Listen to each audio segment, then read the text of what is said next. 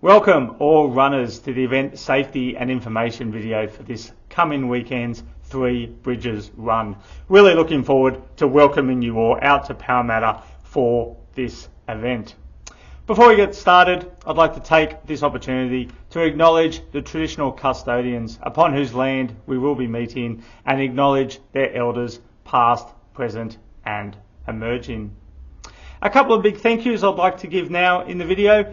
Number one is a big thank you to all our event volunteers. There'll be over 80 event volunteers in their bright red t-shirts giving up their Sunday morning to help you enjoy the event. So please give them plenty of thanks when you see them out on course. And of course, a big thank you to our event sponsors, without whose help the event wouldn't take place. Those sponsors being Planet Fitness, Tailwind and Tarkin. For all you runners, you should have received in your email. If you haven't seen the email, you can also check the latest news section of the website. It's listed there as well. The event program for this coming Sunday. Chances are, if you have a question about the event, it is covered in the event program. So please make sure you have a good read of that before Sunday. There's a few safety things I'd like to go over. So please take the time to listen as I run through those. Firstly, at a number of times on all courses, runners will be either crossing or travelling along roads. Those roads are not closed to the public and could have traffic travelling along them. You need to give way to the traffic. The traffic will not give way to you. Normally those crossing points are at pedestrian crossings and things like that to help make it safer. They'll also regularly be manned with traffic controllers and or marshals. So please watch out for those crossing points. Pay attention whenever you are alongside or crossing a road and give way to any traffic as needed.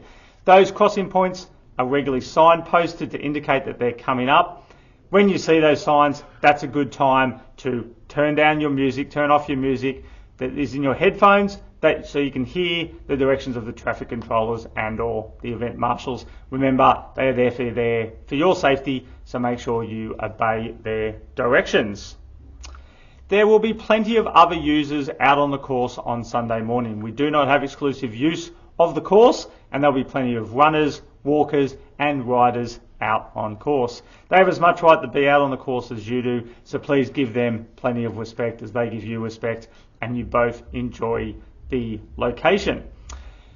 That means when possible, please stay left, stay in single file to allow anyone to pass as needs be.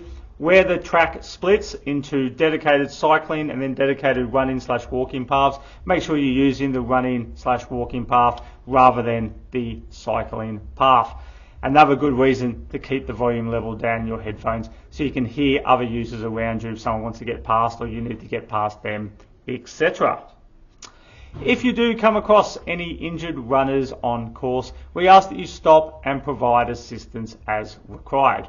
A good thing to do would be to stop, help as you can, and then grab another runner coming past and ask them to pass on the runner number of the injured runner, the location and the nature of the injury to the next marshal point, water station, things like that. From there, they'll be able to pass that information on and we'll be able to enact the appropriate first aid response.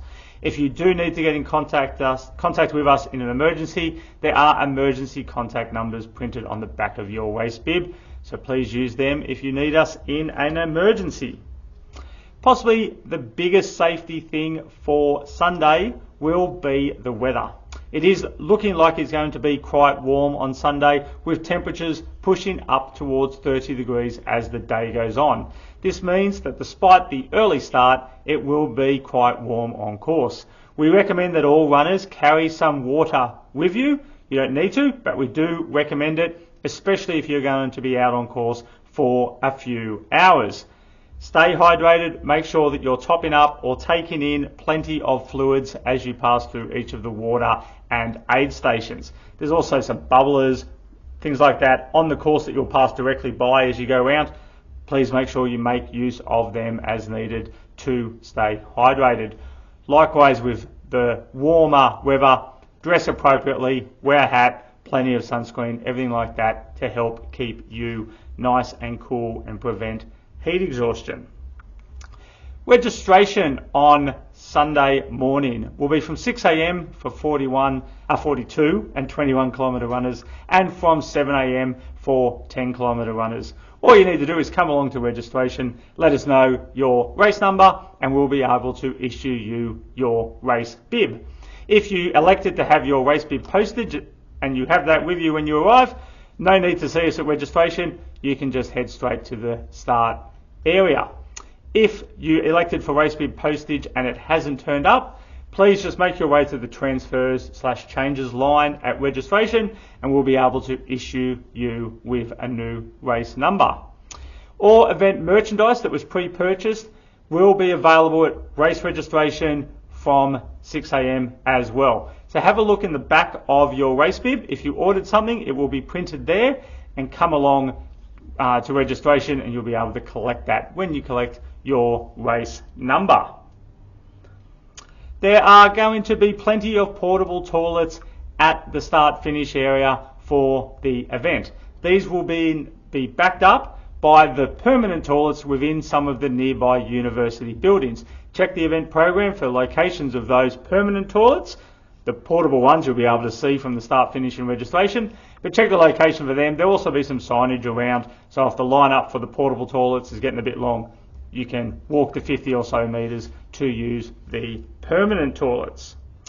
Parking for Sunday. There's plentiful parking within Western Sydney University campus. However, we do expect that to fill up. So especially if you're arriving later, you might need to park on some of the nearby neighbouring streets and then walk into the university. Using the light rail is a great way to get to the event and prevent taking up car parks and taking up a spot that could be used by another runner. So we appreciate all the runners that make use of public transport to get to the event. Thanks to Western Sydney University, the parking fees for Sunday will be waived. So there's no need to purchase a ticket when you park, as long as you are parking in red and blue bays. The green bays for EV vehicles are for those vehicles, and then you'll see some other marked parking bays for other types of users. Please don't use them, stick to the red and blue bays. But as I said, there is no need to pay for the parking. That is different to previous years, and a big thanks to Western Sydney Uni for making that happen.